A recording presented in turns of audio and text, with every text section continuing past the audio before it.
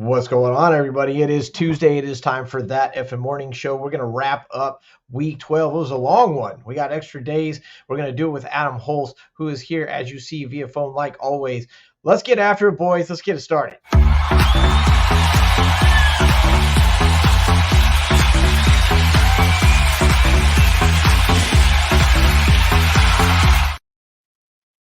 Welcome, everybody, to That Effing Morning After Show. It is time to wrap up week 12. I hope everyone had a fantastic Thanksgiving. Adam, how was your holiday? And welcome to the show.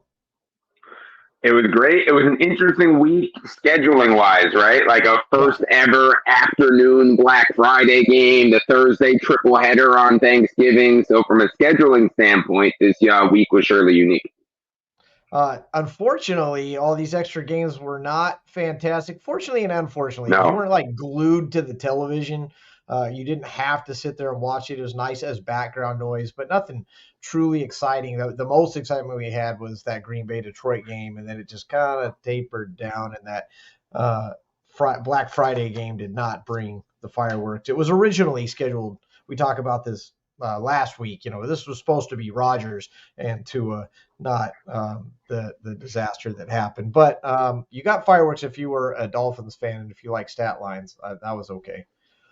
I mean, let's be honest. That Friday game was awful. It was almost unwatchable, that game. And then the two blowouts on Thanksgiving, kind of like you referenced. And then just to cap off this week, we had maybe the worst game of the season on Monday Night Football. That game was just absolutely terrible on every level. We are going to get into that, but yes, that game should have just stopped it. They should have said, You know what, never mind. Like, at least taking it off there. And you can't stop the game. You just be like, we're going to show something else. We're going to show something a little more exciting. We've got a paint dry channel over here. Yeah. We've got an aquarium channel so you can watch some fish swim around, something like that, because last night was an absolute disaster. It takes a lot for me to lose interest in a football game, and I completely lost interest in that game. 100%. I wasn't even watching it. I was just checking it on my phone, and I lost interest in checking it on my phone. David, welcome to the show. He's up. Steelers, baby. That's right. That's why he's up. He's been up since that win. We're coming. I told you, double-digit wins. The double-digit wins. Yeah, favorable schedule too. Favorable schedule for the Steelers.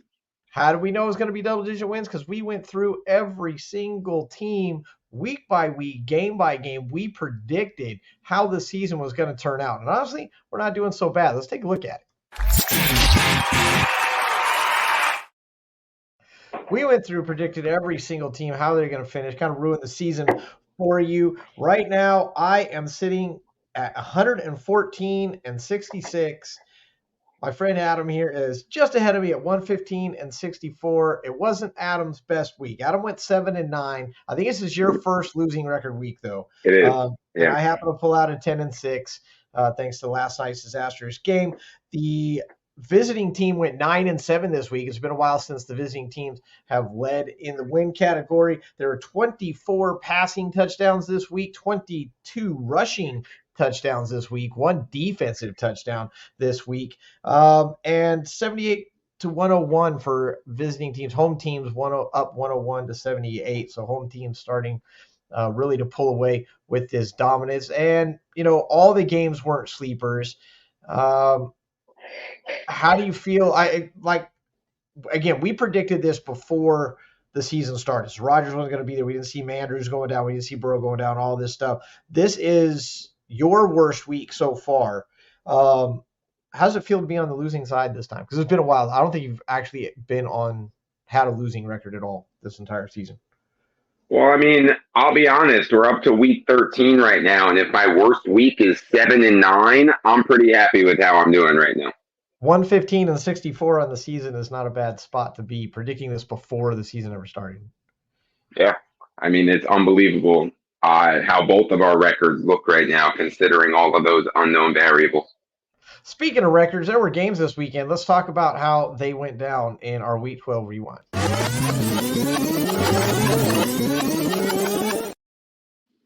Week 12 rewind brought to you this week. We're going to switch it up. We're going to bet it by Waiver Wire, TSS Fantasy Waiver Wire. It's on tonight. It's on every Tuesday night. going to give you waiver picks, head over to Fantasy Sports Corporation. Check them out. They got the little Thanksgiving promo there tonight on Fantasy Sports Corporation channel and find out all your waiver wire picks. I'm sure we'll discuss some of those as well, but let's get into it. We talked about the Thanksgiving games. Nothing fantastic there. We did get some good stat lines. Jared Goff going for 332. Amon-Ra St. Brown gets you 95, but doesn't get you the touchdowns. Really, in this Green Bay Detroit game, excuse me as I get ahead of myself, it was the quarterback show. It was Goff and Love, both who make the fantasy top 10 this week. Love with 3 touchdowns through the air. Fantastic. Goff got you another 2. Goff doing well for you. Monty comes through. He gets his 71 for a touchdown, finds himself in the end zone, and Watson actually finds himself in the end zone. This was the most exciting game of the Thanksgiving Black Friday experiment, or well, I guess Thanksgiving tradition with the Black Friday experiment. Yeah, I mean, for sure. And like, not even close, right? Like, this was definitely the most exciting game of those 4 that we're talking about right now. From a fantasy perspective, a breakout game for Christian Watson that I know a lot of managers have been waiting for that to happen. Yep. He's been one of those guys where, like, last year he was so good, and like the times he played, he's always hurt. This year hasn't been so much. It was good to kind of see him bounce back a little bit.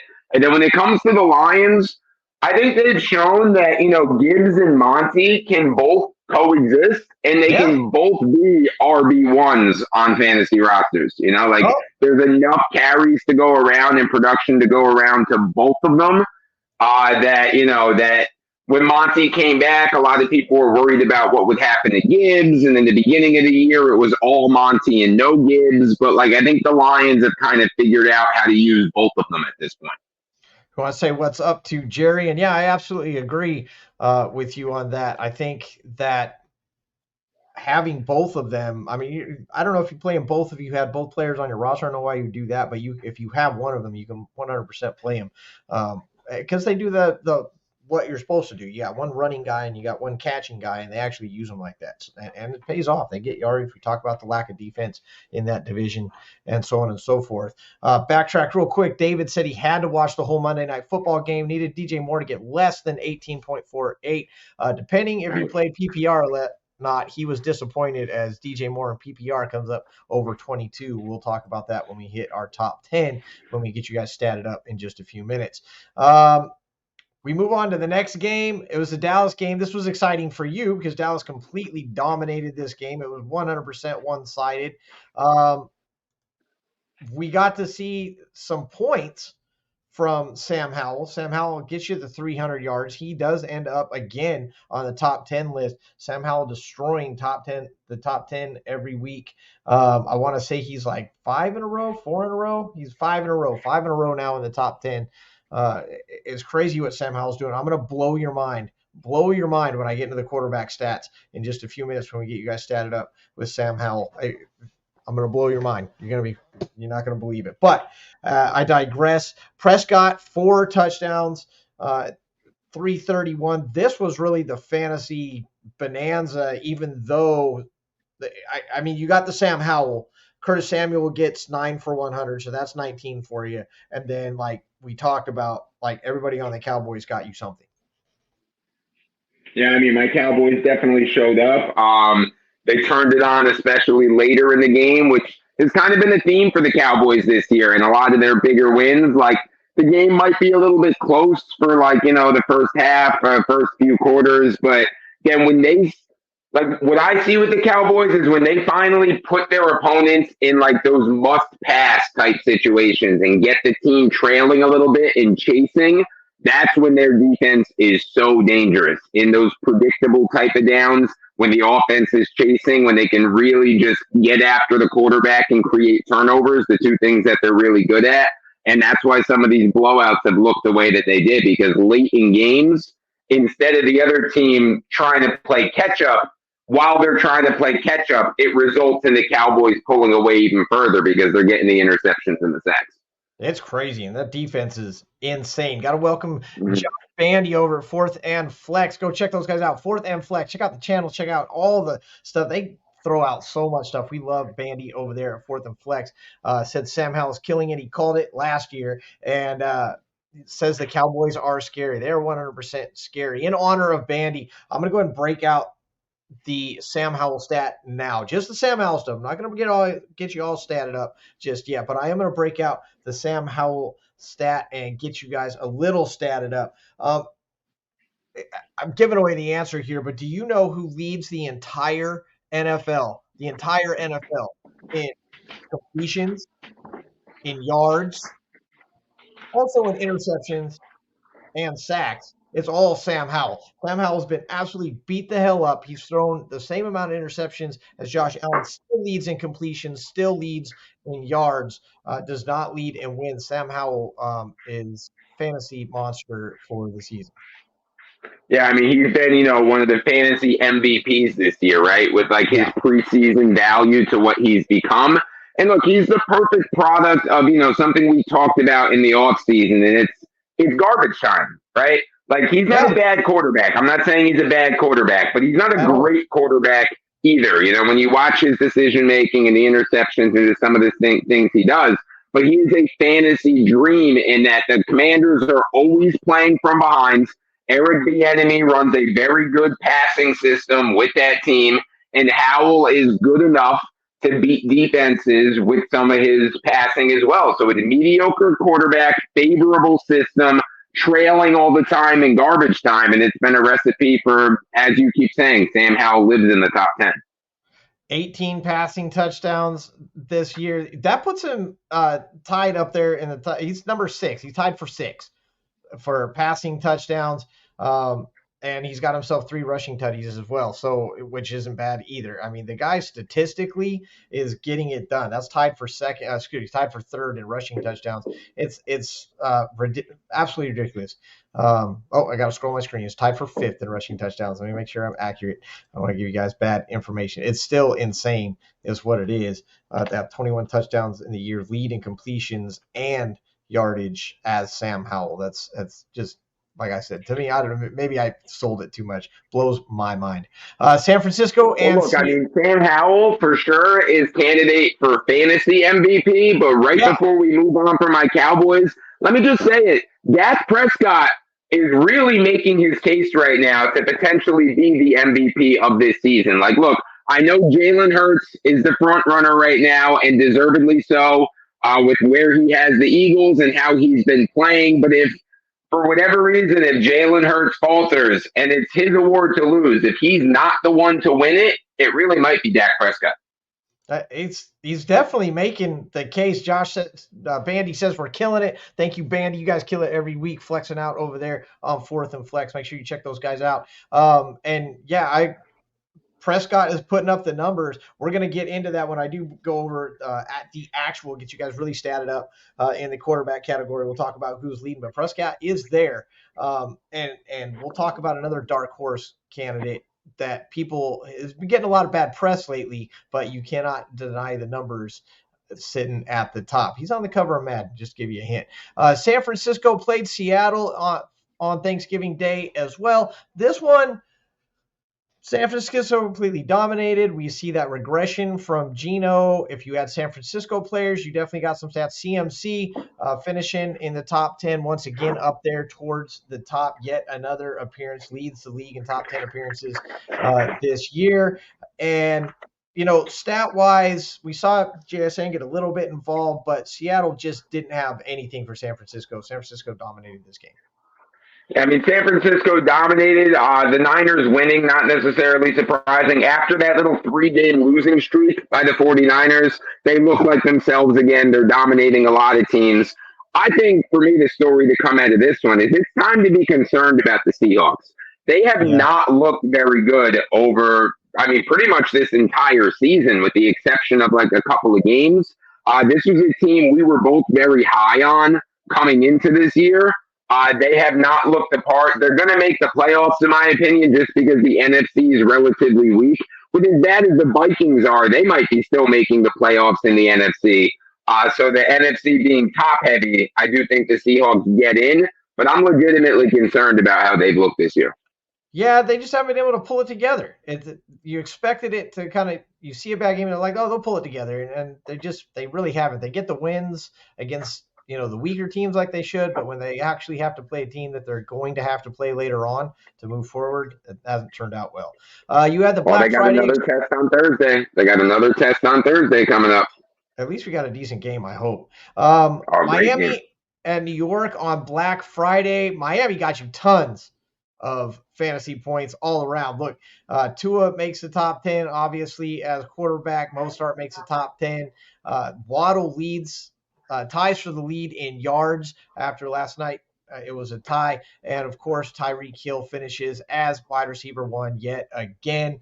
He also leads the league in top 10 visits, if you will. Tyreek Hill just absolutely killing it this season, having a historic season. Trying to get the number here eight times so far this season on the top 10 list, yet again as number one.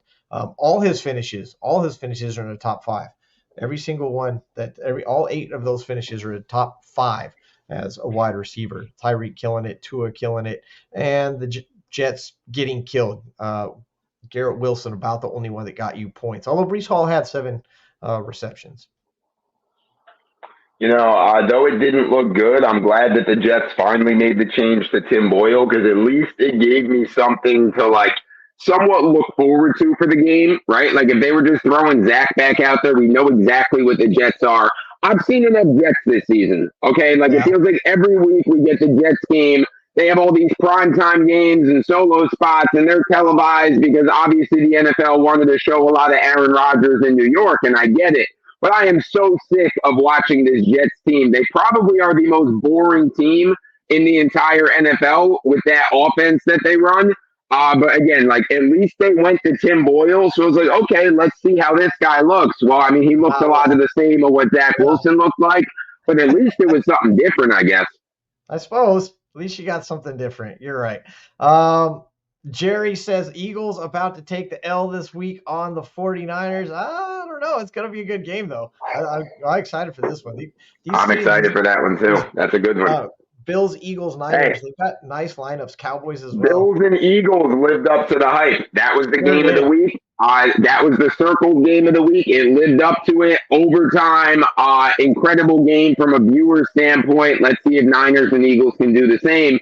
But they're already beefing a little bit on social media.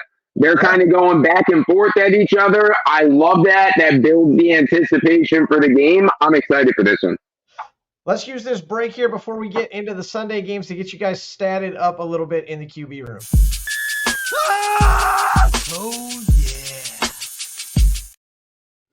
Statted up in the QB room. We're going to bring this one to you from toilets to titles. We talked about them last week. I love these guys. These guys are so much fun. Toilets to titles. Unlock the ultimate NFL experience with Toilets to Titles. They got network NFL analysts, football strategists, draft day insiders. They're going to change your season. And hey, you can go over to the Gilded app. Gilded as you would expect it to be spelled. The Gilded app, they've got all kinds of chat rooms, get all kinds of questions, 24/7 support. Toilets to Titles.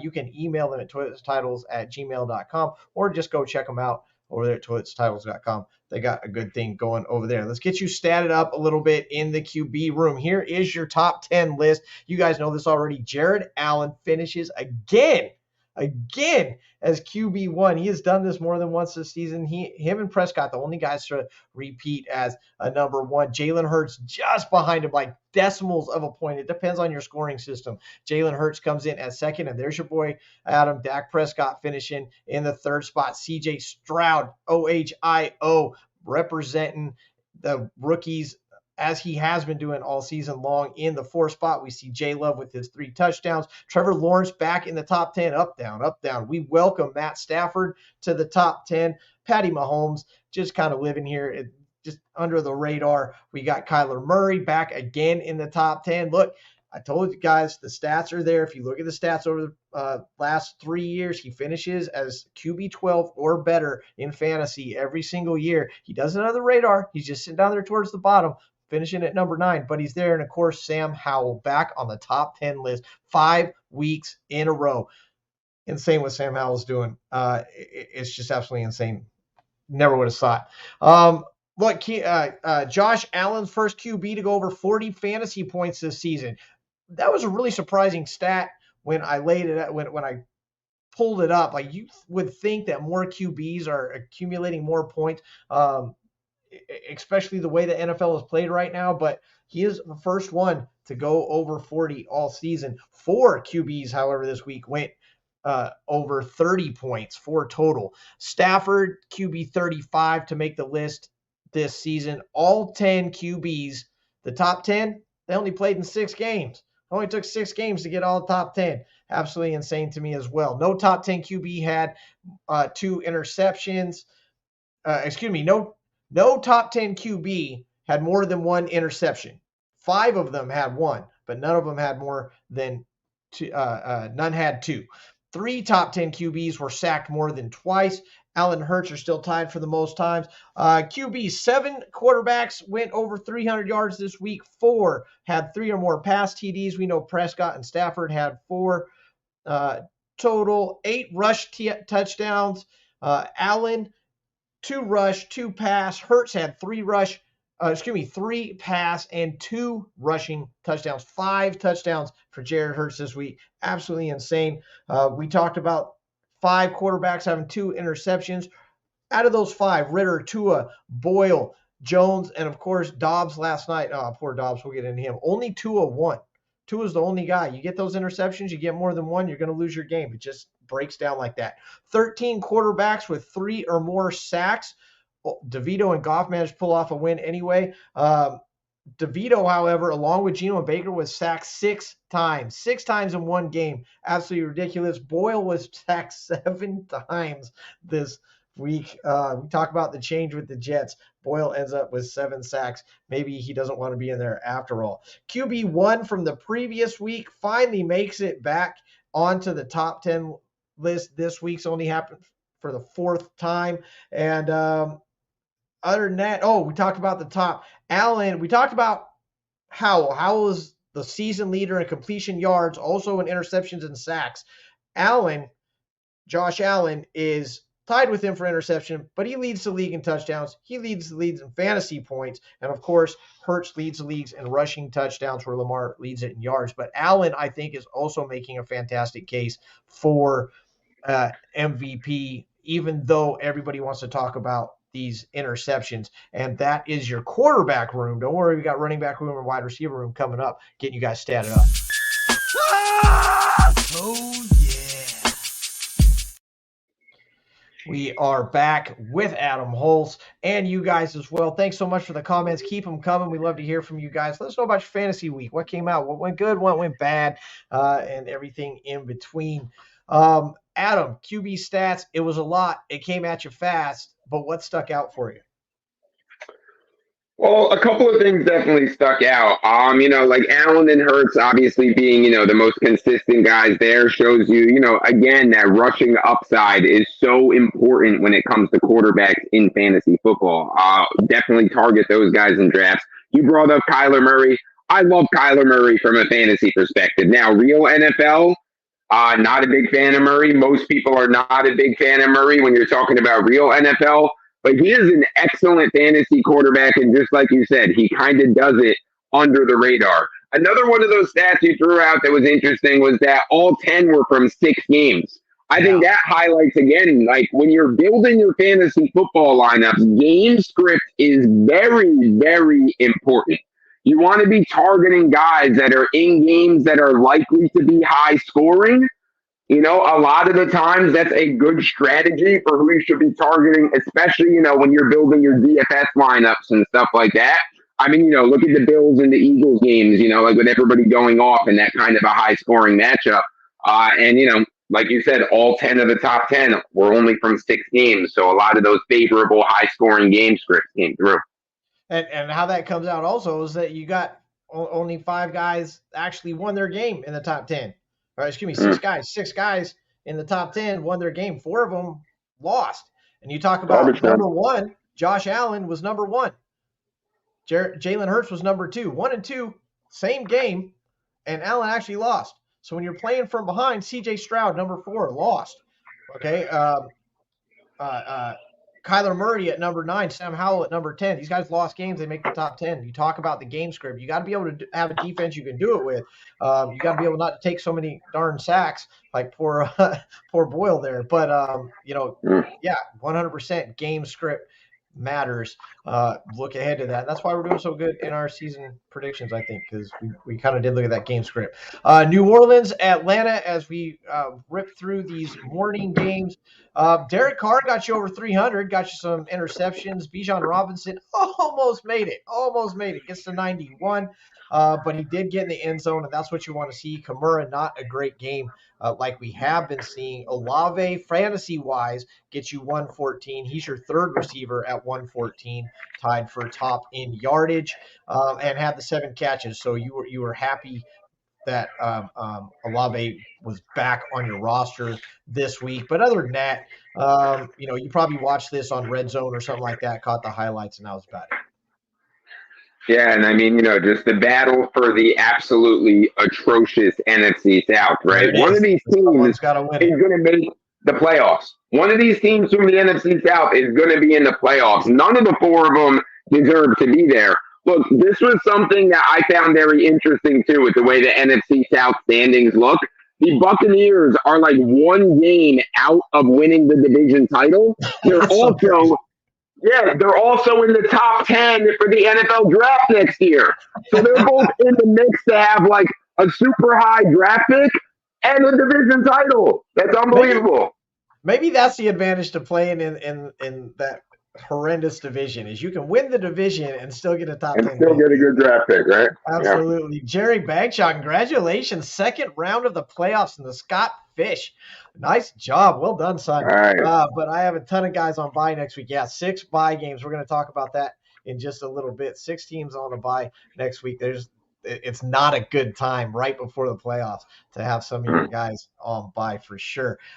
Next up on the fantasy games, Pittsburgh and Cincinnati. Let's go Steelers. I told you, game script. And admittedly, this one probably didn't make a lot of sense until Burrow went down, but unfortunately Burrow did go down. Najee Harris decided to play 1 game this year and show up 99 yards on the ground. So close. Pat Freiermuth with 120 showing up. Jamar Chase still did well for you. He got over 80 yards. He got you the receptions. He got you some double-digit points. He just didn't get in the end zone. And, poor Jake Browning, he did everything he could. But, what are you going to do? Yeah, I mean, your Steelers really making that run to the playoff spot. It looked ugly doing it, but they're winning the games. The offense looks better without Matt Canada, right? They finally looked like a, cohesive, coherent, productive offense. Maybe that'll be the storyline for the Steelers down the stretch now. Once firing Canada, this offense wakes up, and maybe things won't look as ugly as they've looked for the rest of the year.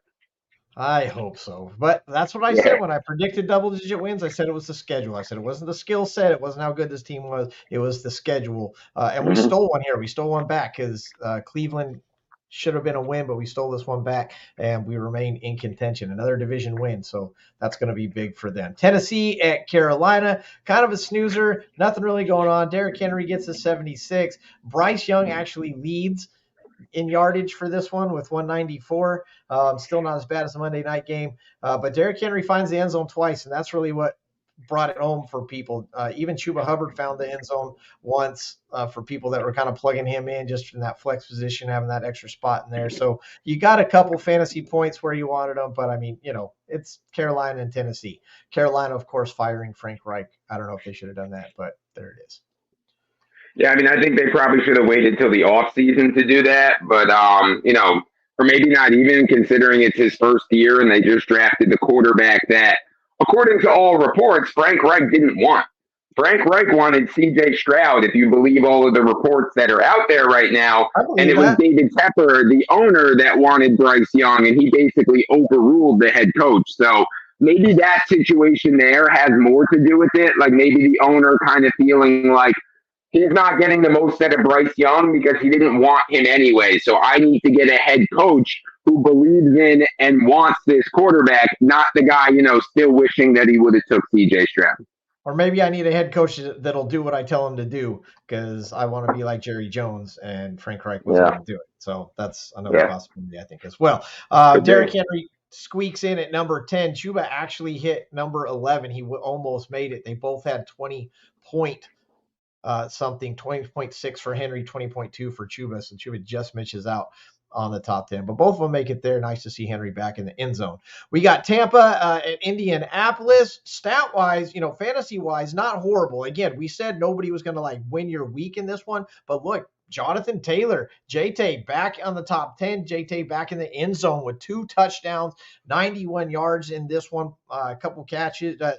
No catches for him in this one. Mike Evans shows up yet again. He finishes at number 2 this week for your wide receivers. Rachaad White, I don't know, 100 rush yards, but he's done okay fantasy wide. Not the rushing yards, but he gets 100 rushing yards. Too bad he didn't find the end zone.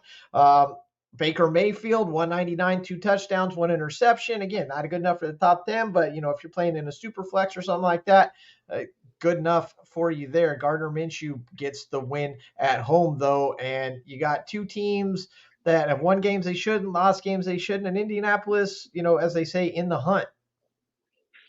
Well, Indianapolis not only in the hunt right now. If the season ended today, they're in the playoffs. They have one of those wild card spots right now.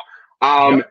Look, let me just say, my guy Gardner Minshew, that I talked about a lot during the offseason, that if he always finds a way. He's kind of like Taylor Heineke right now, right? Like every year he finds his way like onto the field despite being like the backup. And every time he gets his chance to come onto the field, he plays very well. Now, Gardner Minshew is never going to be like a top 10 quarterback or anything like that, but the guy balls. He knows how to win games. He makes good decisions. He plays, like he's a grinder too. And look what he's doing with the Colts.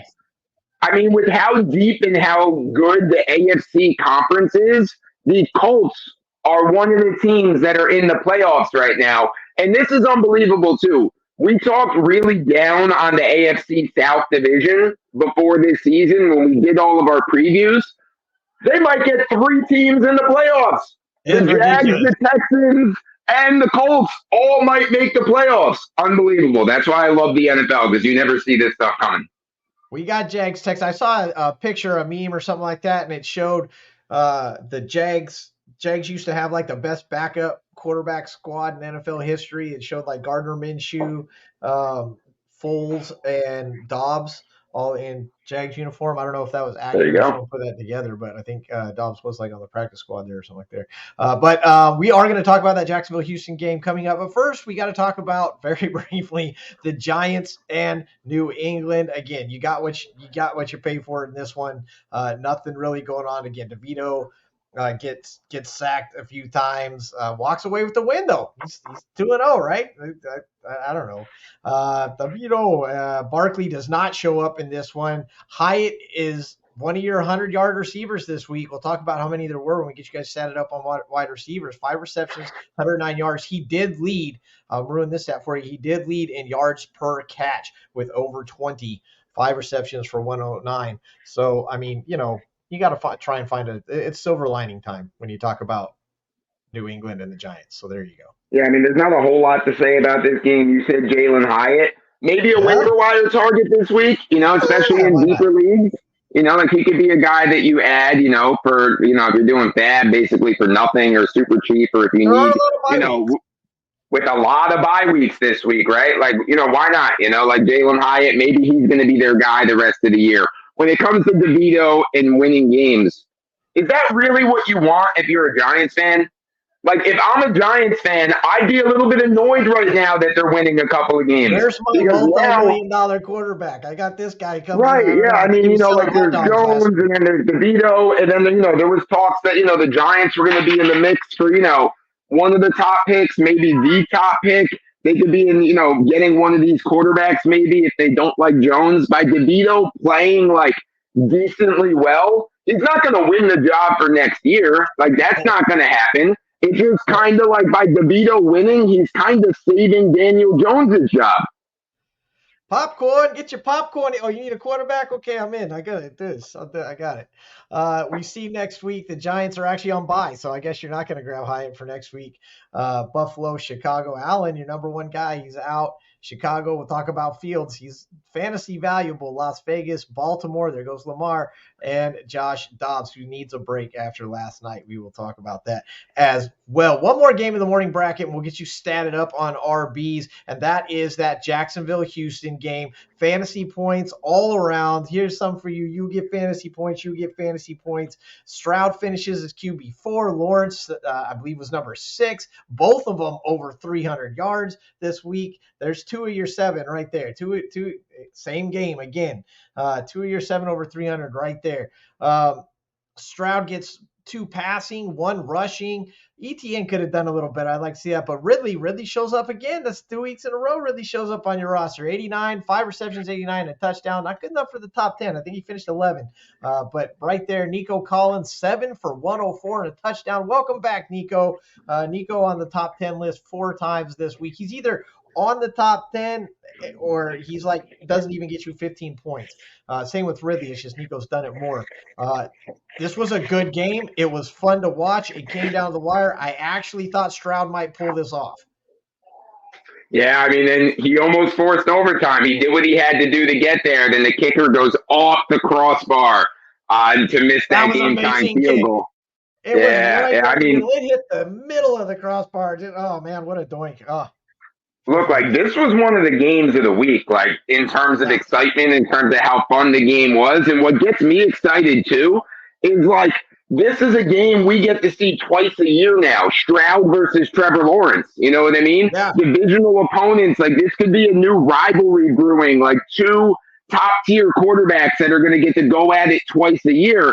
That gets me really excited. And when it comes to Trevor Lawrence, he's turning it on. He had a very slow first half of this season. The Jags were winning games. Lawrence wasn't doing a whole lot.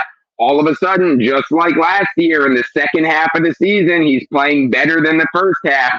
Kind of Burrow-esque, what Burrow did the last couple years too, right? Just get better as the year goes on. That's what I'm seeing for Trevor Lawrence right now. Yeah, I mean, do we believe the hype? I got to see one more week. I know you don't. I do. I got to see one more week. Let's get you guys statted up in the RB room real quick. Oh, yeah. In the RB room, let's make it so you guys can see it. 3rd week in a row that the number 1 RB had 0 rush yards. That's crazy. That I don't get that stat either. I want to go to the top 10 list. That's what I'm trying to get to. Thanks, guys. Tyreek Hill. That's wide receivers, guys. Okay, look, it doesn't matter what the top 10 is.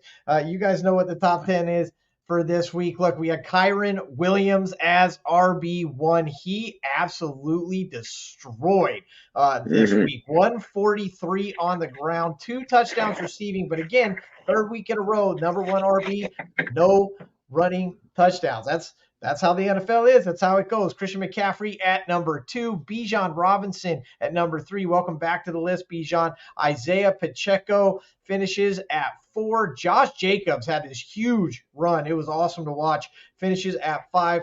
Hello, Pollard. Thank you, Fantasy Rosters, for making it back on the list. Ramondre Stevenson at number 7. Raheem Mostert finishes at 8. Not as high as you want, but in a game full of stats to be number 8, still good. All the Dolphins made it. JT again at 9. Derrick Henry makes 10. We talked about Hubbard at 11. But the stats that you guys care about, only 4 running backs went over 100 yards in week 12. That's cray-cray. 7 running backs had multiple TDs, though. 14 running backs had a rushing touchdown. 3 had the receiving touchdown. And, you know, it was just great for running backs. 15 running backs over 15 points, 10 over 20. 4 had 20 or more attempts. 3 of those 4 made it to the top 10. 10 had 5 or more receptions, and those 5 all made the top 10.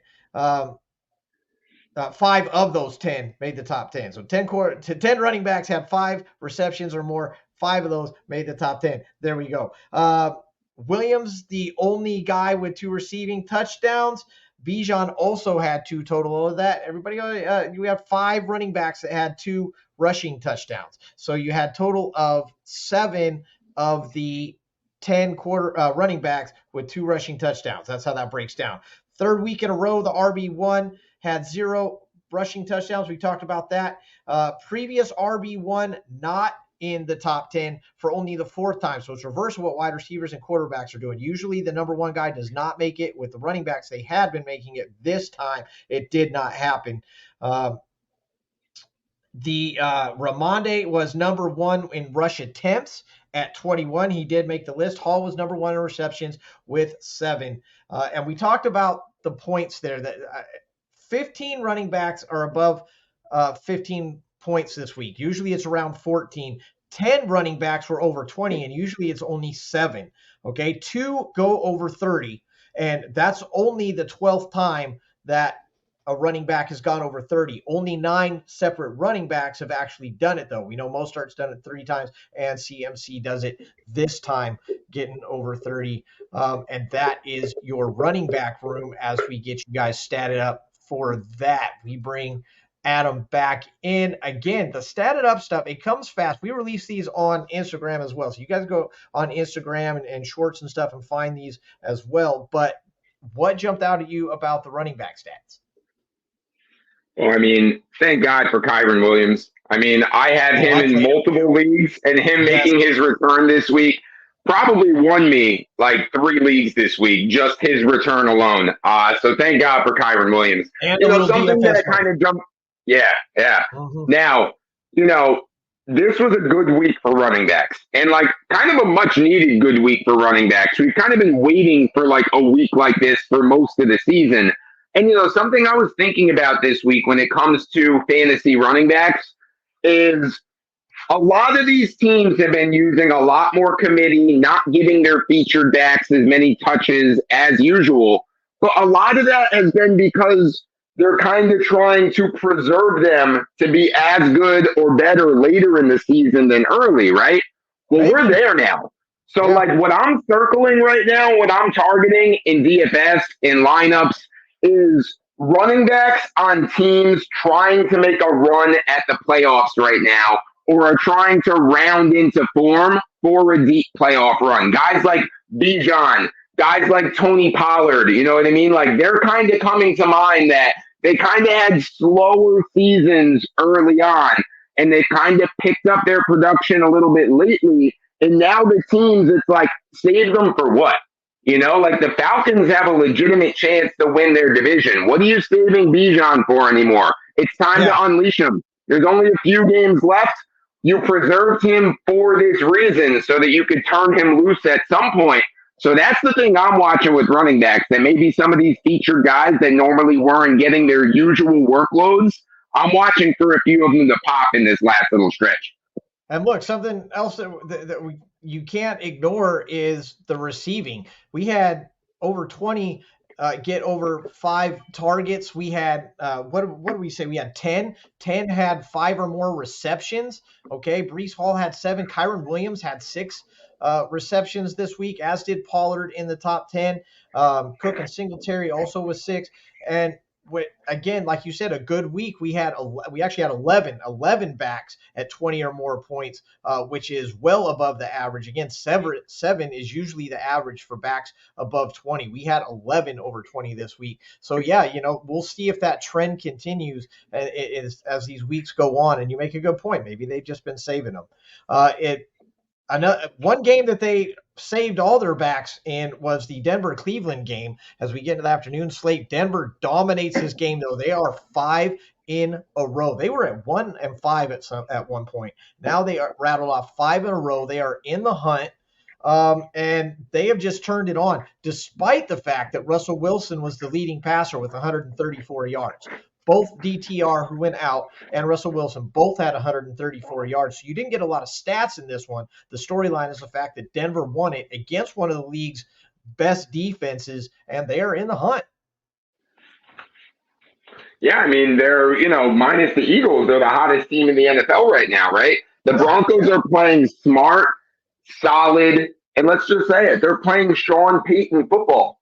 That's what they're doing. Like, this is what Sean Payton does. Like, he's an offensive genius. We know that. But like, it's not necessarily about the high flying numbers all the time. Let's remember post Drew Brees, in those last couple years when Drew Brees couldn't even throw the ball anymore, they were still winning a ton of games because Sean Payton knows how to manufacture wins. He won games with Trevor Siemian at quarterback. He went 5-2 with Jameis Winston at quarterback. Sean Payton knows how to coach games in the NFL. He knows how to manufacture wins, and he knows how to run an offense that's going to be favorable for his quarterback.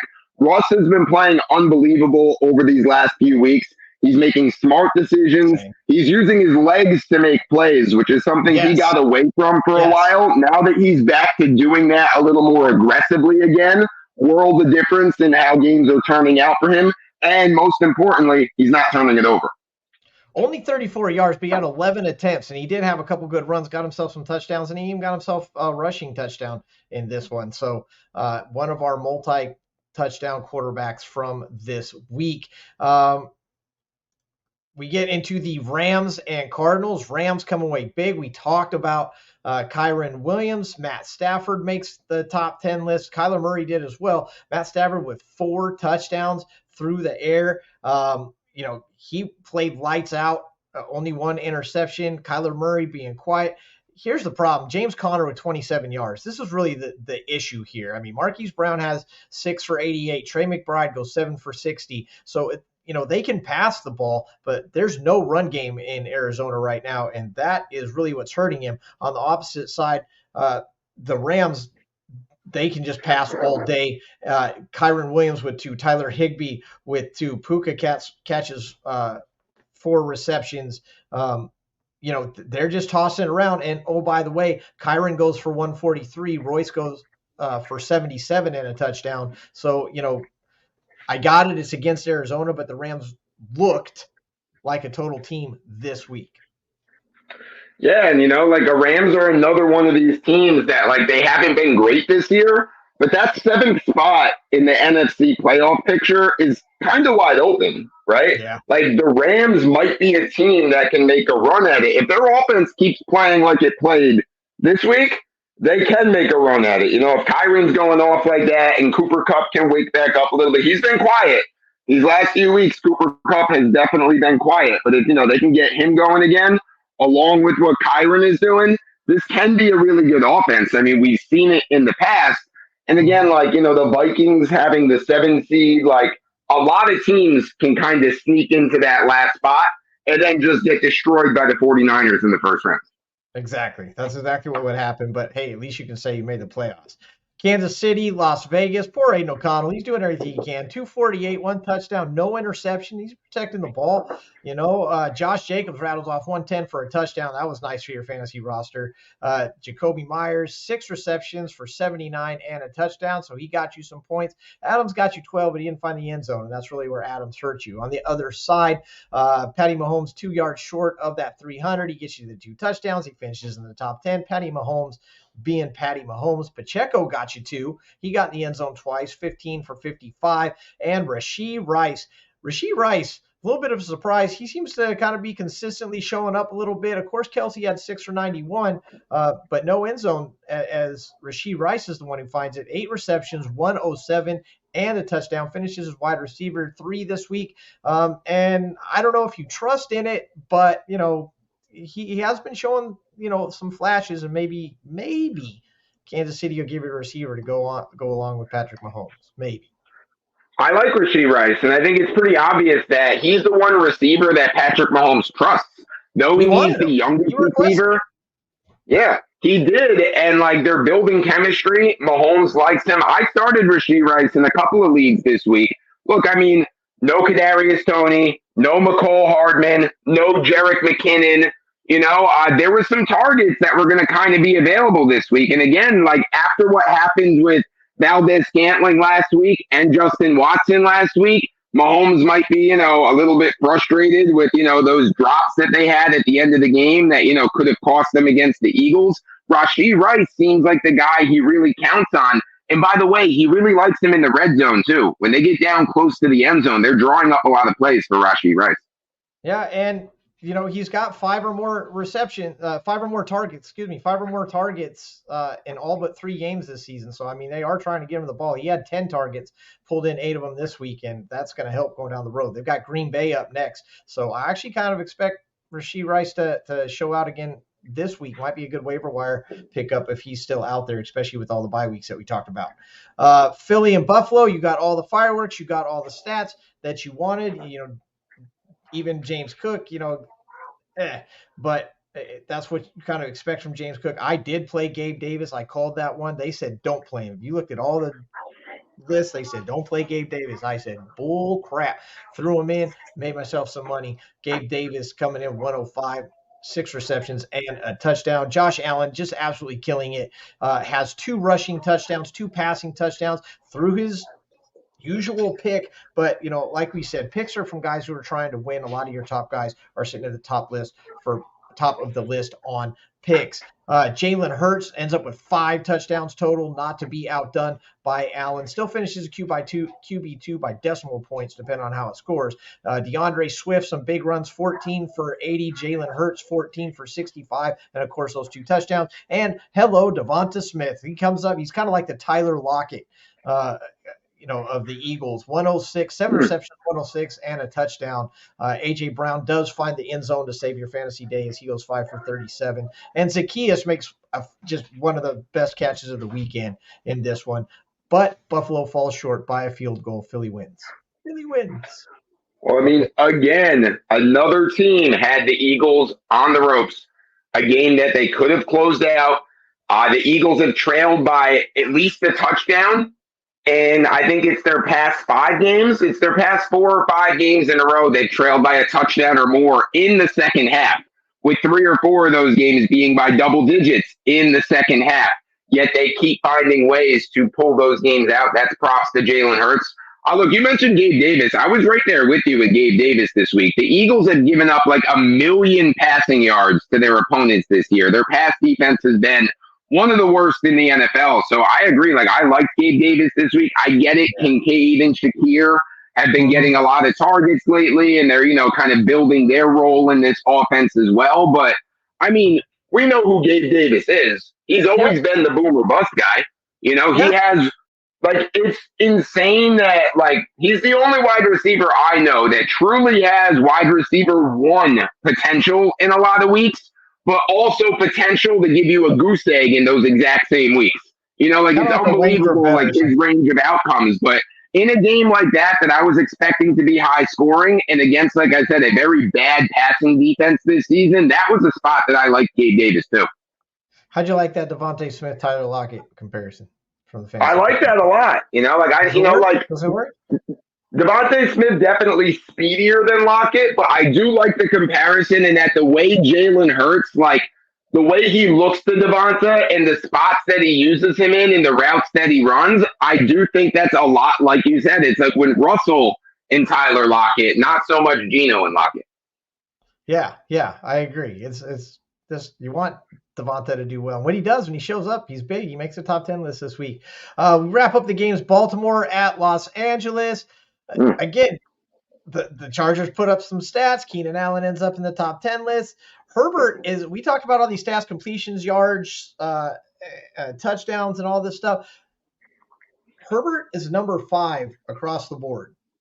If you look at the top 10 list, you got different guys kind of at the top. Some of you got Allen, you got Prescott, you got Tua. Of course, Sam Howell leads in all those different categories. And then it's Herbert all the way across. It's interesting. But not getting the wins. They lose again to Baltimore. Lamar Jackson, highest in rush yards. He got you a little bit of fantasy points. You wanted more.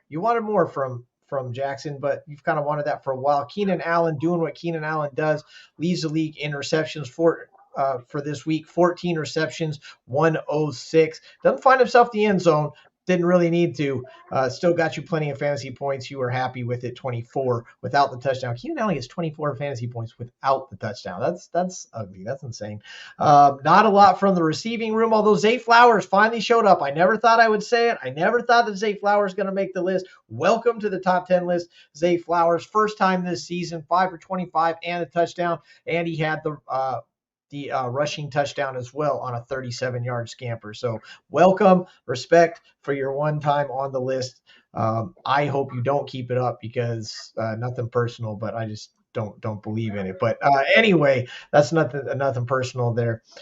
Keenan Allen, he's really the story. He's going to be the story. He's going to keep being the story all year. Keenan Allen. Yeah, and like there was a crazy stat that they showed on the broadcast during that game of any wide receiver in NFL history who's played at least 100 games. Keenan Allen averages the most receptions per game in NFL history, 6.5 receptions per game. Yeah, ever. 6.5 receptions per game in his career. That's unbelievable. And yet every year people sleep on him going into draft season that he's getting old and he's going to fall off and they got these young guys now, blah, blah, blah. Keenan Allen is a stud every single season. Look, this game was very entertaining to me. This was a good matchup. It was kind of back and forth. Both teams felt like they had a chance to win it, which to me meant there was no doubt about it that the Ravens were going to win it, right? The Chargers never win these games. These nail biters, these one-score games, these down-to-the-wire games, they find ways to lose them every single time. Now, we brought up Frank Reich earlier in the show of whether he should have been fired at this point. If any coach should have been fired right now, it's Brandon Staley.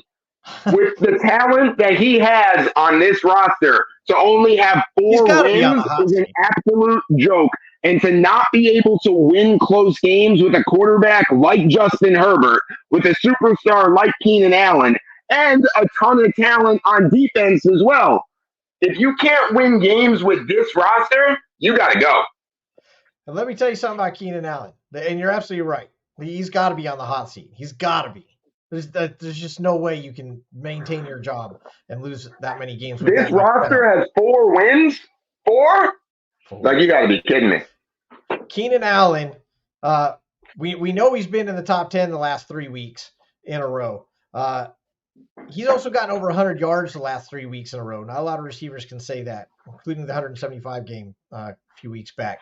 He's also had double-digit receptions for the last 3 weeks in a row. Not just double-digit targets, double-digit receptions for the last 3 weeks in a row. Upcoming games, New England, Denver, Las Vegas, Buffalo, Denver again, and Kansas City. You got to be careful of those Denver games because they're actually shutting receivers down pretty good. But other than that, New England, Las Vegas, Buffalo, Kansas City, nice run there for your playoffs because you shouldn't be playing you shouldn't be playing playoffs in Week 18. So you should be good there. You don't want to play against Kansas City. Kansas City defense against wide receiver ones is absolutely nasty. And then, of course, you had the snoozer last night, all field goals except for one Hawkinson touchdown. Both quarterbacks absolutely horrible. Dobbs ends up with 4 interceptions. He needs this week off. Just not a lot to talk about in this one except just real crappy games. Hawkinson, really the only one. Although DJ Moore does make the top 10 list, 11 with 114 yards. So you got over 20 with DJ Moore as well. But that's really about it in this one. Unless you play kickers. Yeah. I mean, your kickers did well in this one, right? I mean, absolutely awful game. Especially for a primetime nationally televised game, this may have been the worst one of the season so far with the way that the game, like just so sloppy and ugly and just like nothing really redeeming about it. The one thing I don't like is that Kevin O'Connell said after the game that they're going to reassess their quarterback situation during the bye week. I mean, come on now. You traded for Josh Dobbs. The guy's been unbelievable for you. Now, granted, he was an absolute disaster in that Monday night game. He threw, 4 interceptions, I believe. I understand he had a very bad game, but like, reassess your quarterback situation to what? You going back to Jaron Hall? You're going to Nick Mullins? Like, what are you going to do? Sign Nick Foles? I mean, to me, that was not the statement that O'Connell should have said. He should have said, look, the guy's been unbelievable for us since we got him. He had a bad game. We fully support him with how good he's been for us. We know he'll get past it. Done. Move on. But now their story for the bye week, anybody talking about the Vikings is going to be saying, is Dobbs still their quarterback? Is he the guy going forward? O'Connell said they're going to reassess the situation. That's not the storyline you want right now. Yeah. I don't know. You're not supposed to create your own quarterback drama. Especially for a team that has a legitimate chance of still getting to the playoffs despite losing their quarterback for the entire season in There it Cousins is, right there. and losing Jefferson for half of the year as well. You Yeah. lost those two guys and you still have a legitimate shot at making the playoffs. And you Yes. want to create your own quarterback controversy around your own team? That made no sense to me. You had one, guy had one. He's been killing it for you. He's been killing. What a Mhm. stand-in! You just grab what a stand-in. He has one bad night, and now you're gonna throw him under the bus. Made no sense. Yep. Let's get into a little segment that we do here called the Hulse with Pulse, or get the Pulse with Hulse. It's the fantasy Hulse check.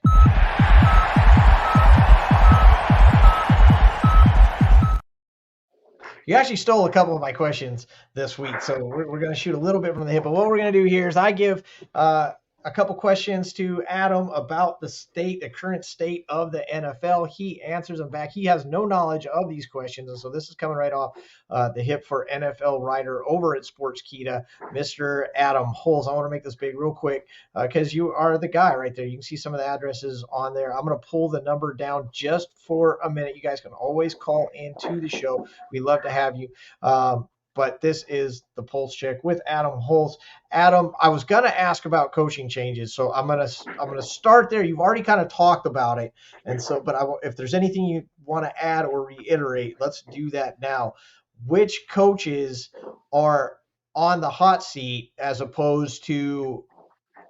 I don't think Dabo up in Giants land. I don't think he's on the hot seat. He's had some bad breaks. He's had some injuries. I think he's still going to get another year or two to figure things out. But we see Reich get fired. You talked about the lack of production with all that talent in for LA.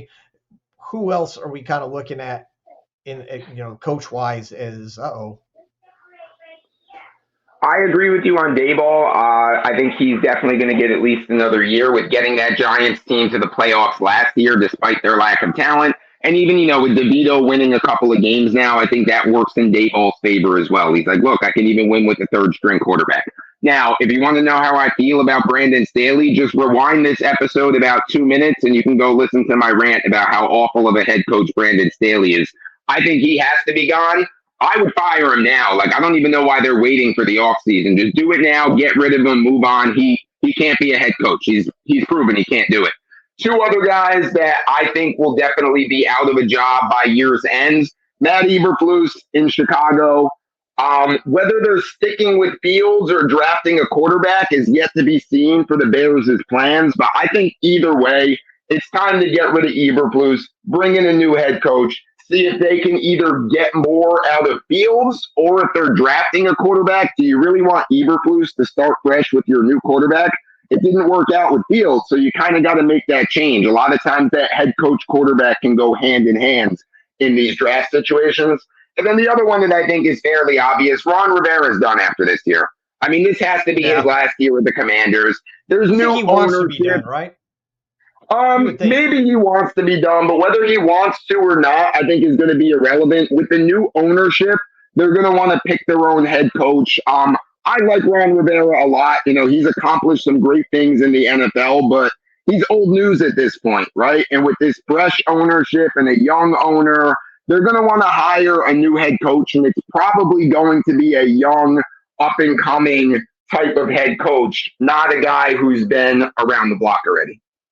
That's interesting. I think it might actually be a veteran that gets over there. But I guess, we'll see. And like I said, you're usually right. Number one and two quarterback this week, Josh Allen, Jalen Hurts. Number 1 and 2 quarterback for the entire season, Josh Allen, Jalen Hurts. Like you said, we got the game that we expected in this one. I want to run down the top 10 for the season, and I want to get your reaction when you hear the names that are there or maybe that are not there. Number 1, Josh Allen. Number 2, Jalen Hurts. Number 3, your boy Dak Prescott. Number 4, Sam Howell. We already talked about this. Mind-blowing how many categories he leads in the NFL. Number 5, Justin Herbert. Like I said, right there, number 5 across the board. Number 6, C.J. Stroud. 7, Lamar Jackson. 8, Patty Mahomes. 9, Jordan Love, and number 10, Josh Dobbs. What do you think about that list? Well, there's a lot of mobile guys in that list, and it's a theme that we talk about a lot, with the rushing upside with quarterbacks. not only does it give them a much higher ceiling, but quarterbacks who run often have significantly higher floors than the ones that don't. My guy Dak Prescott, I love to see what he's doing. It's insane how high Prescott is when you consider the first half of the season. He finished outside of the top 15 in every single week. I think it was for the first 8 weeks. He was finishing like QB 25, QB 30. He was literally doing nothing statistically, though the Cowboys were winning games. And look, a lot like what I said with Russell Wilson before, that he's being a little more aggressive with his legs again, and that's really opened things up. I can say the same thing for Dak Prescott. He obviously had that gruesome ankle injury a couple years ago. Last season, I felt like he had so many more opportunities to take off and get games with his legs that he didn't take advantage of. Maybe he was tentative with that ankle. Maybe he wasn't fully confident in it yet.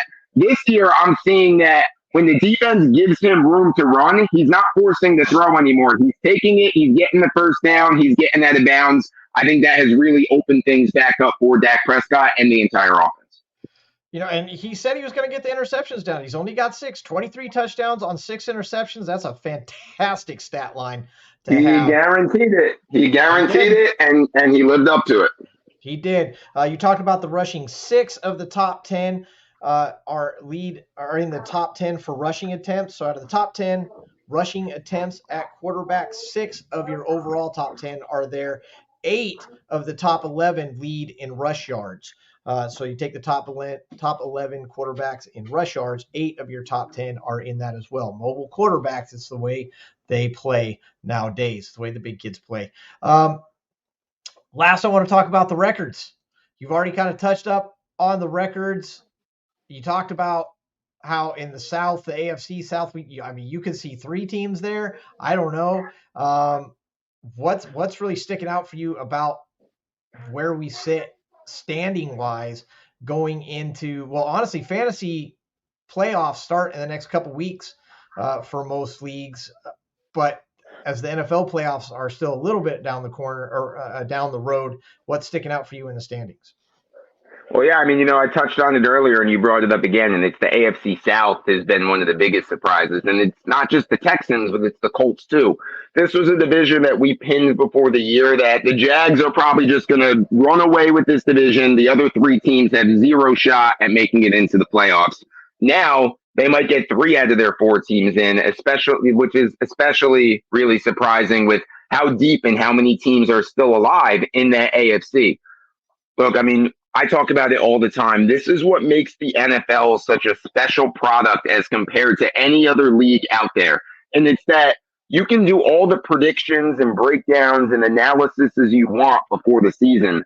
And then halfway through a season, a lot of your opinions are going to change on so many players, on so many teams. There's always going to be teams that are much better than you expected them to be, and vice versa. There's always going to be teams that are a lot worse than you expect them to be. And when you really look at this AFC playoff race, it is insane how many teams are fighting for those wild card spots and how many teams have a legitimate case to be there at this point too. It's going to be a great stretch with teams like the Texans, the Broncos, the Browns, the Steelers, the Colts.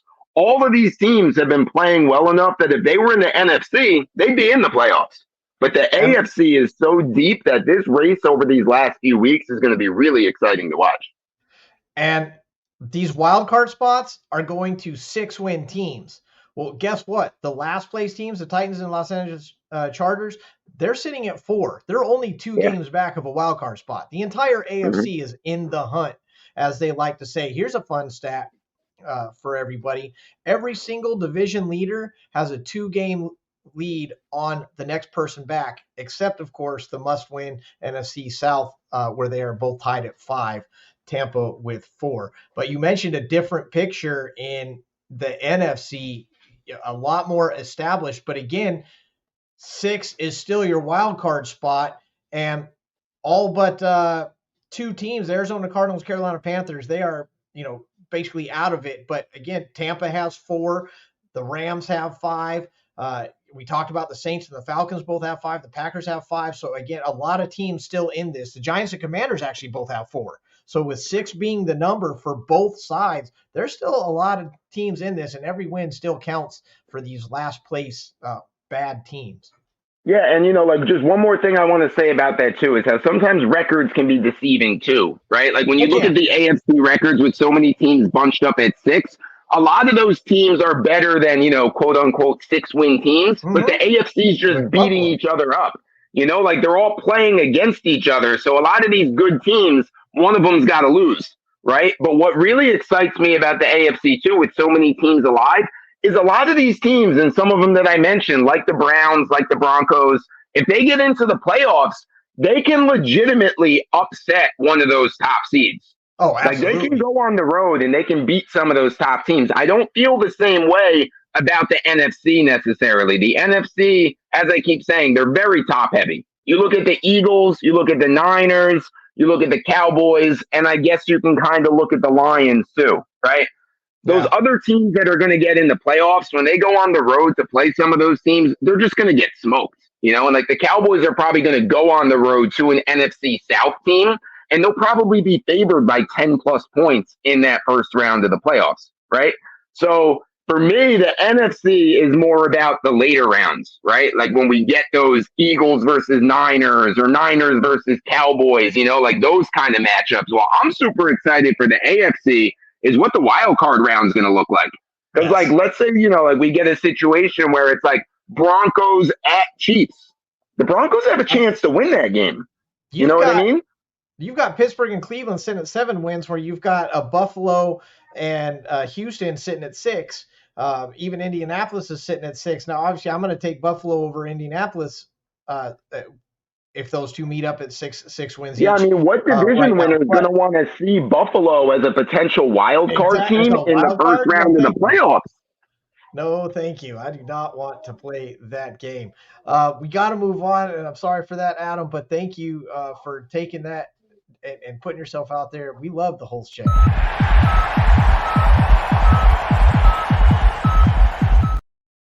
Hands down, one of my favorite segments of the show. I love it. Adam taking those off the hip.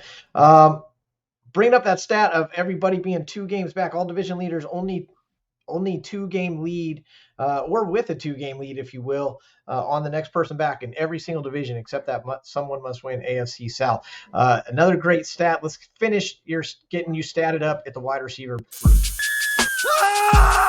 Oh, yeah. All right. In your wide receiver room, we got Tyreek Hill at number 1. Yet again, 8 appearances on the list. Mike Evans at number 2. Absolutely balling out. A Kansas City receiver makes the top 10 list and comes all the way up to number 3. Rashee Rice, look at you, boy.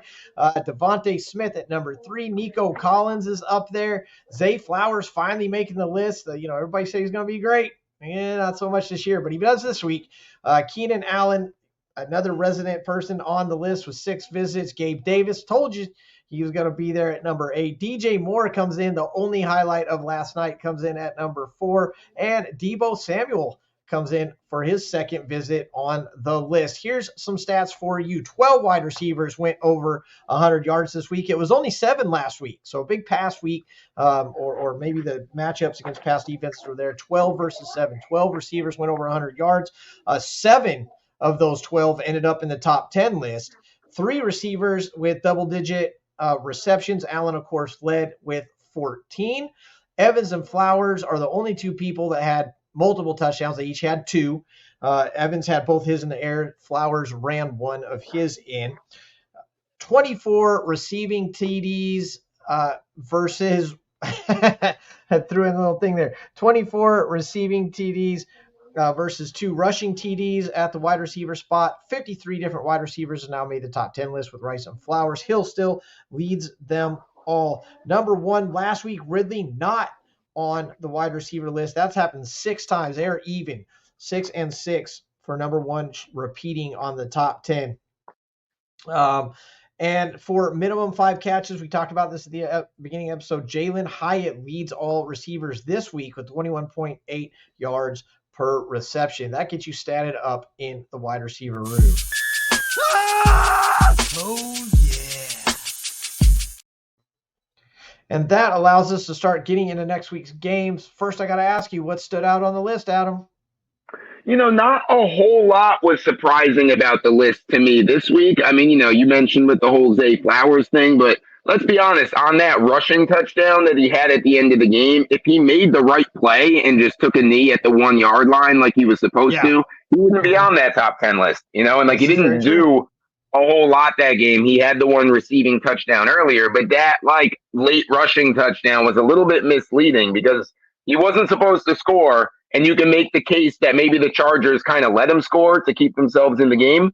But besides that, again, like the top 10 list, look, Evans is there, Keenan's there, Tyreek is there. They're there every single week. Yeah, I mean, not a whole lot of surprises with how that list looked this week. Again, kind of talking about Keenan Allen, I still kind of blows my mind. 3 weeks over 100 yards, 3 weeks with double-digit receptions, not just targets. 3 weeks with double-digit receptions. That just is really crazy to me. And there was one other one on there as well about 14 wide receivers had double-digit targets, but only 3 had double-digit receptions. We talk about all the drops. You talk about the drops with Kansas City and stuff like that. 14 with double-digit targets. Only 3 actually were able to haul in double-digit catches. That's pretty crazy to me. All right, we got 15 minutes to get through this week's games, Adams. We are going to do it today. Seattle and Dallas are up on Thursday night. I love this for fantasy from a Dallas perspective. I think Dallas guys, you're going to play them all. Even Cooks, put Cooks in. He's cooking. Cook is cooking, and he's making the top 10 list. He's getting it. He's getting touchdowns every week. So and double-digit looks, etc. So I like Prescott, like we talked about. I'm gonna put Pollard in again this week. I'm gonna play Lamb, and I'll even flex in Cooks. As far as the Seattle side, you're going to play Geno, and you're probably gonna play Charbonnet because you picked him up on the waiver wire, and you don't want to feel silly not playing him. And with 6 teams on the bye this week, I can get away with a little more, but man, you're not going to like playing them against this Dallas defense. Good game. I mean, I'm not playing Geno. For me, I'm fading Geno all the way. I have no interest in playing Geno this week. I agree with you on Charbonnet. You're starting him and hoping he gets like 10 points, right? Like he's that kind of player. You know what I mean? Like I don't think he has a ton of ceiling this week, but he should have a decently safe floor as long as Walker's still out and all that, and he gets a similar workload like last week. They showed late in the game against the Niners that Geno's going to check it down to him a lot when they're playing behind, so that could help his value. For the Cowboys side, one guy you didn't mention, Jake Ferguson, having a sneaky good season as a tight end. I'm playing Jake Ferguson this week if I have him. And Pollard, watch out for Pollard down this last stretch. He's gotten a couple touchdowns now recently. He's starting to pick up his yards per carry recently. And like I said, they've kind of conserved Pollard for late in the season, being this is his first ever year as a featured running back. Time to turn him loose, and let's see what he can do down the stretch. Yeah, sorry, Ferguson tied in 12 on the season. Definitely should have brought him up. He's done well for me on fantasy teams. Yeah. Indianapolis at Tennessee. Normally I would have said, I believe I actually said I don't really like Henry.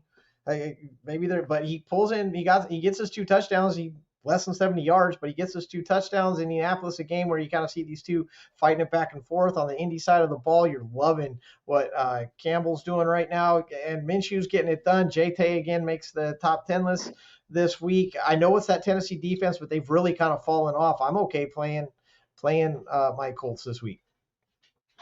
Yeah, I mean, I'll play the usual Colts, like your JT and your Pittman. There's no one else I'm super excited about. I guess you're starting Henry on the other side, but, from a fantasy perspective, not exactly an exciting game.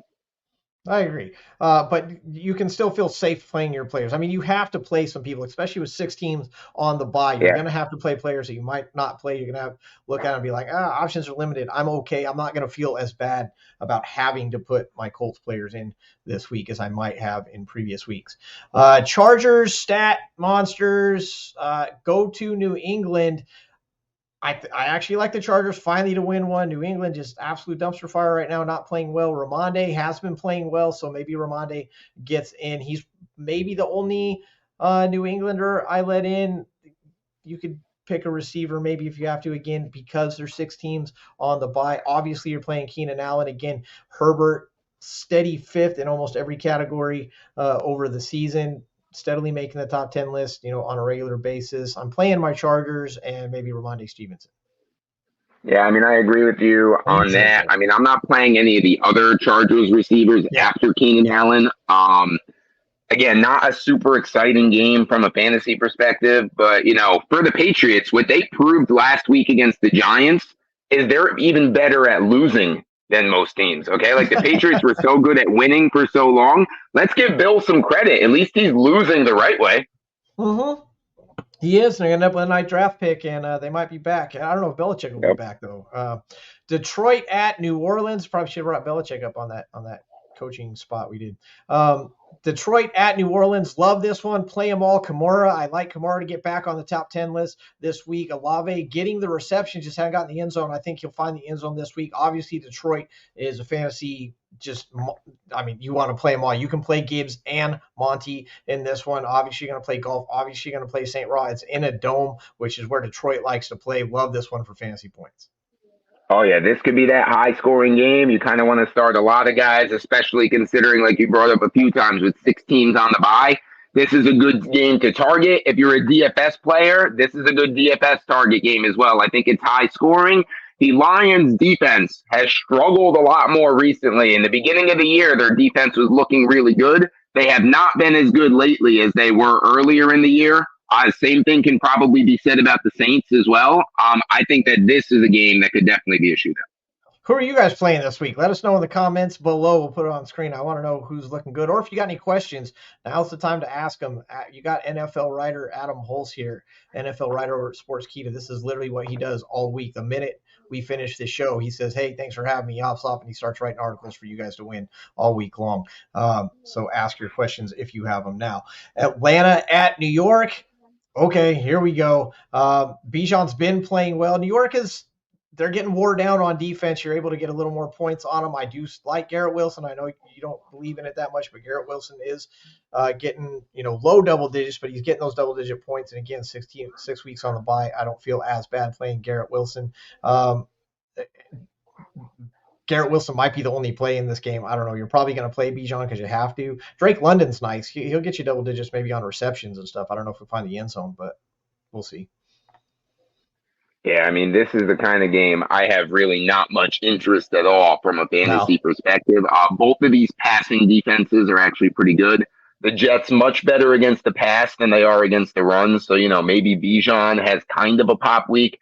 But I see this as a very low-scoring game, probably like a 16-13, type of game. I don't think there's a whole lot of points to go around in this one. No, there's definitely not going to be points. Again, it's going to be your reception stat, your PPR stats if you get anything out of that one. Arizona at Pittsburgh. There's the schedule again. I love it. Kyler Murray's heating up, and but they have no run game. And against Pittsburgh, running's already tough. Pittsburgh might be able to do just enough. I like Pittsburgh in this one because it's in Pittsburgh. That's why I picked them in the preseason, if you will, to win this game. And that's why I kind of like them in this one. You're not going to get a lot of points. Murray might get you some points. And I don't know, maybe Pittsburgh's running game is picked up. Pittsburgh's running picked up big, but which one do you pick? Do you pick Warren? Do you pick Najee? It's the new offensive mind, I think, which is why Najee got more rush yards in this one now that Canada's not there. So that trend could pick up. You're not going to get huge fantasy points out of this one, but you can get away with a couple with the 6 teams on the bye. Look, I mean, the way I feel about the Steelers this week is the same thing I said a lot during our preseason preview episodes, in that they generally take care of business at home against mediocre to bad teams. That's been a trend for the Steelers for a lot of years.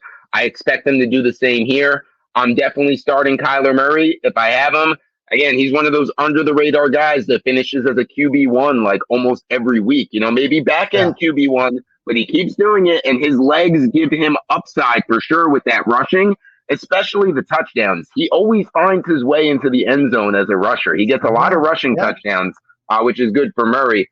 And look, like you hit on it with the Steelers rushing game, right? Like a couple of weeks ago, like me saying this would have been an absolutely outlandish, ridiculous statement. But like, I'm okay starting Najee and Jaylen Warren. Like if you have either one of them, they both make for pretty, I don't want to start both of them in the same lineup. If you have them both on the same roster, I don't know what you're doing with your roster construction, but both of them make for pretty decent options this week with all the bye weeks against a team like the Cardinals, they're probably going to run the ball more. Najee Harris has quietly looked pretty good lately, too. He's kind of bouncing back as well.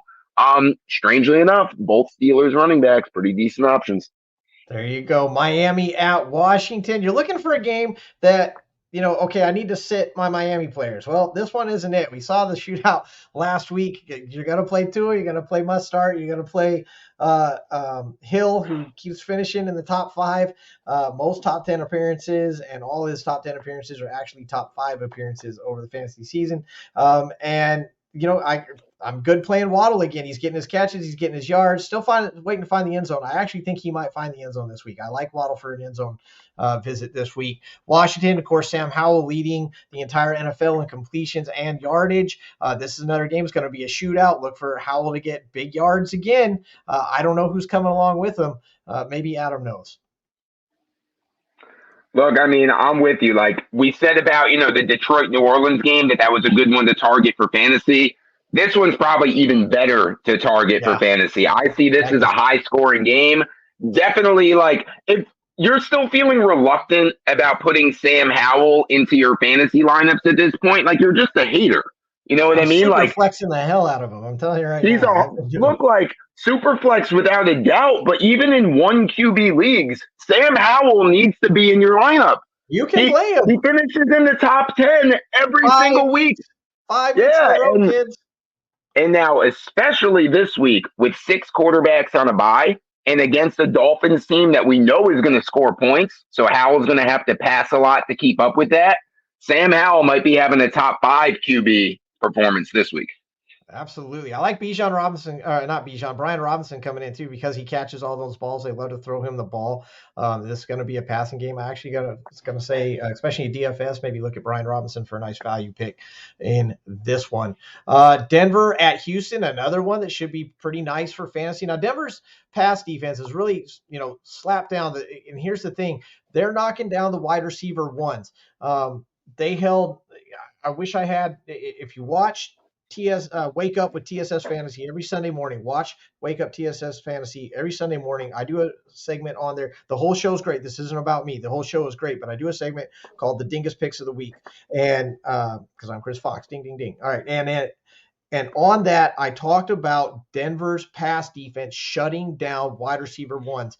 They have absolutely single-digited wide receiver ones. They even held Tyreek Hill to 12 points. They held Keenan Allen to 9.5. They held A.J. Brown to 1.8 fantasy points. They are shutting wide receiver ones down. Now, the interesting thing here in this one is who is the wide receiver one in Houston? Is it Tank Dell or is it Nico Collins? One of them's getting shut down. You got to figure out which one the other one is, and you might get some points there because C.J. Stroud is blowing things up. Denver on the other side, they're not giving anybody fantasy points except Sutton. I'm okay playing Sutton this week, but as for fantasy points, I don't like Denver at all. Yeah, and I mean, look, that stat you were just throwing out, it just shows how good Pat Surtain is, right? Like, he is a top-level elite cornerback that gets recognition, but probably not enough recognition for how good he's been, not just this year, but like his entire time in the NFL. He's been absolutely unbelievable. I love this matchup. Maybe not as much from a fantasy perspective, but from an NFL standpoint, I absolutely love the Texans and the Broncos meeting right now, with the Broncos on their roll, with the Texans right on the verge of, look, like this is a must-win game for the Texans. Like after losing to the Jags last week, it is. Like for both teams, like they got to win this one. And this is like one of those games that, when the season's over and you look back at who made it into the wild card spots, this game can be absolutely pivotal, not just for records, but for tiebreakers, for head-to-head stuff. This is a great game at the perfect time of the season. It's fantastic. It's going to be one of the highlights of the NFL slate when you talk about an actual great game on both sides of the ball. Miami and Washington are also going to be fun to watch, but this one has the most meaning. This is going to be a big one. Then we get the afternoon games. Carolina at Tampa Bay. Whatever. Carolina, you can play Chuba Hubbard if you want. Tampa Bay, you're good with Baker. You throw Rachaad White in because 6 teams are on the bye, and so you probably have to play him this week. And he did actually get 100 rush yards last week. He's He's hit the top 10 a couple times in the last couple weeks. He may do it again. And of course, Mike Evans is balling out right now. Carolina had been shutting down wide receivers a little bit, so maybe a little regression here, but they're also fading out.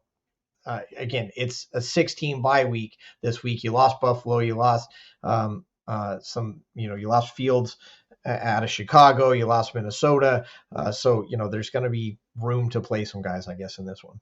I don't like it, but I mean, Evans is obviously starting every week with how good he's been this year and every year, let's be honest. Rachaad White is a guy I definitely like this week. The Panthers have severely struggled against the run, and Rachaad White's hot right now. He's definitely on a roll right now against an awful rushing defense. I like Rachaad White a lot as an upside play. And when it comes to the Panthers, I mean, I guess you're still starting Thielen, even though he's fallen off a lot since his hot start to the season. The Buccaneers passing defense isn't very good. And if the Bucs take care of business, the Panthers should at least be playing from behind for most of the game. So I'd reluctantly still start Thielen. Not super excited about it. And then again, on the Bucs side, it's for me, Rashad and Evans, and that's about it. 16 bye weeks. You got to play Thielen. Cleveland at Los Angeles. Cleveland has had bad games. You got to be careful here, right? Because Los Angeles is very hot. We saw what Kyren did. We're looking for Puka to come through and have another big game. Stafford playing extremely well after his 4 touchdowns last week. They come against a Cleveland team that got a little beat up. Cleveland has had bad games this year. You just got to be careful. They've never had 2 in a row. Cleveland has not had 2 bad games on defense in a row. So this could be a trap game. This could be one of the ones where you think LA is going to ball out, but Cleveland might step up after getting embarrassed last week. This one scares me just a little bit. Obviously, I'm playing Kyren, though, and I'll probably play Stafford, too. Yeah, I mean, this, talk about must-win games. I mean, this is another one that, the Browns need to win this game to really stay in that playoff picture, right? Yep. And against a team like the Rams, that's not a great team, not a terrible team. They're kind of a middle-of-the-road type of team. These are the kind of games that the Browns need to win down the stretch if they want to make it into that playoffs with so many teams competing for those spots. So very important game for the Browns. And even for the Rams, I mean, they can still steal that the 7 seed in the NFC. But, I mean, you said it, Kyren Williams, after what he just did last week, he absolutely has to start. I'm not thrilled about him or really anybody because the Browns' defense still has been very good, though their offense has been pretty pitiful in a lot of games this year. Their defense has at least showed up in most games this year. So not super great fantasy options from this game, but I guess you play the running backs. I guess. I'm going to let you go first on this one. This is the afternoon game that you will be watching, all of you. Every single one of you will be watching this game. San Francisco at Philadelphia. You're going to get everything you wanted. And just like Buffalo, Philadelphia last week, play everybody in this one. Play all your 49ers, play all your Eagles. I know the 49ers have a little bit better defense. I don't care. This is where big players come up and make big plays. Adam, San Francisco at Philly. I mean, you hit it on the head. You're playing everybody from this game. Now, normally I like fading running backs against the Eagles because their rush defense is absolutely excellent. But you're obviously not benching Christian McCaffrey, right? No. So the only thing I'll say about McCaffrey is he's not the guy I'm building a DFS lineup around this week. I'm not paying up for McCaffrey in DFS against a very good Eagles rushing defense, though McCaffrey's still going to get his, right? But if I'm going to spend up for one of the top priced players, I think that there's better options than Christian McCaffrey this week. But as for the passing games, both teams give up a lot of passing yards. So all the receivers should be able to eat. George Kittle could have a very big game. The Eagles have not been good at covering tight ends this year. So this could be another one of those pop weeks for George Kittle. Game of the week, easily by far from an NFL perspective. It might be game of the week from a fantasy perspective as well. Look, CMC has 40 more carries than anybody else. He's got 150 more rush yards than anybody else. He's got over 200 more receiving yards than anybody else. It's ugly, and it's Christian McCaffrey, and there you go. You're definitely going to play him. this week. Kansas City at Green Bay gets a night game. I'm not mad at this one because Jordan Love has really turned it on. 3 touchdowns last week. Patty Mahomes always right there. Kansas City at Green Bay is going to be cold. Kansas City struggling a little bit, but able to come off with the wins. And in this cold weather, I expect fantasy points galore in this one too. Although, be careful with your Green Bay receivers. Kansas City Snead is absolutely shutting people down as well.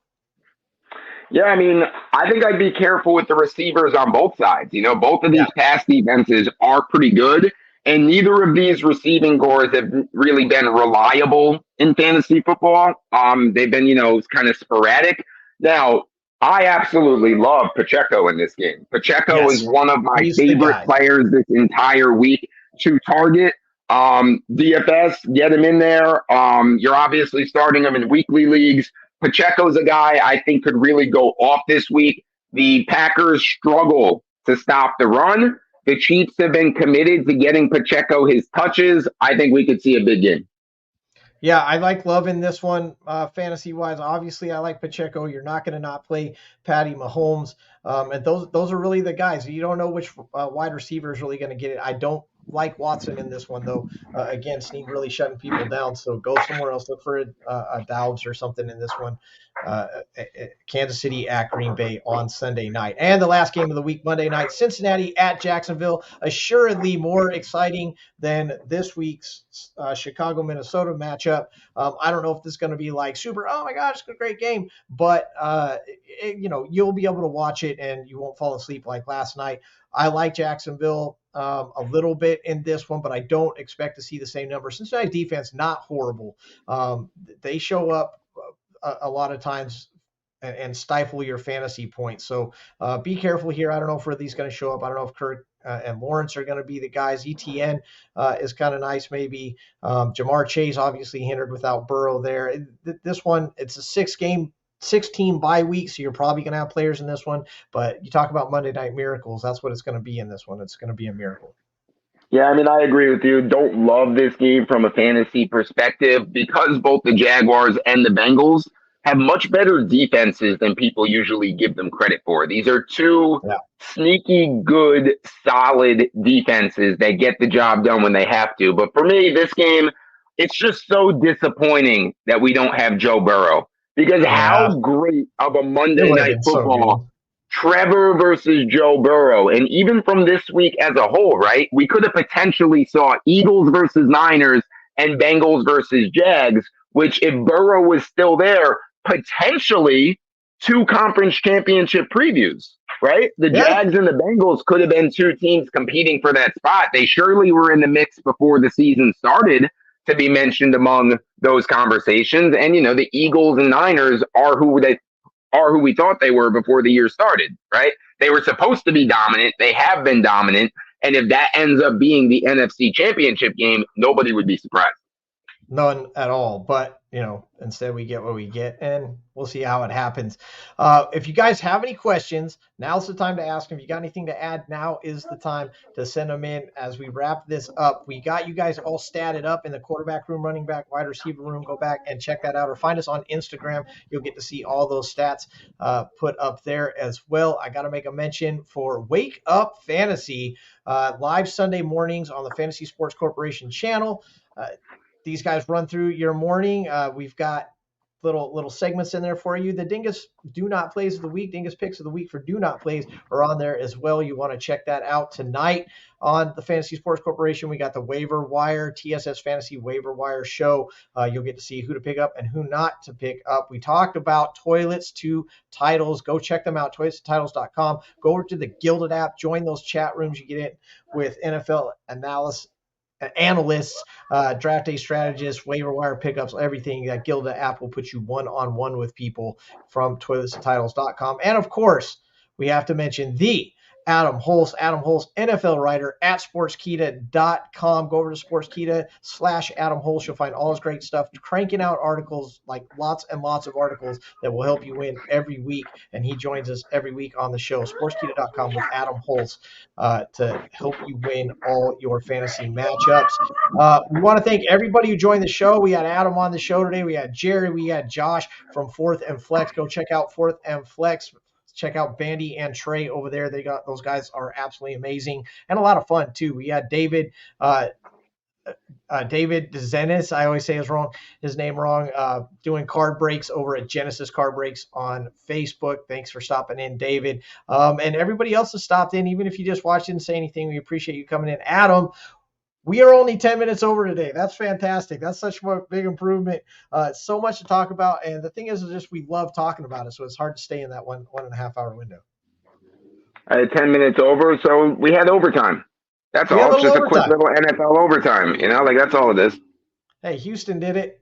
They didn't come out on top. I think we played the Jacksonville side and won this one for sure. Adam, thanks for joining us as always every single week. So glad to have you. So glad to have you guys. Come check us out over on Instagram at That Effin' Show. We're over on Twitter as well. We always air on the Fantasy Sports Corporation channel. And if you want to see how me and Adam pick every single game for every single team this year, you can go to That Effin' Sports Show channel. Again, both of us just destroying right now. I'm 114.66. Adam's 115.64. Have a great weekend. Everybody safe.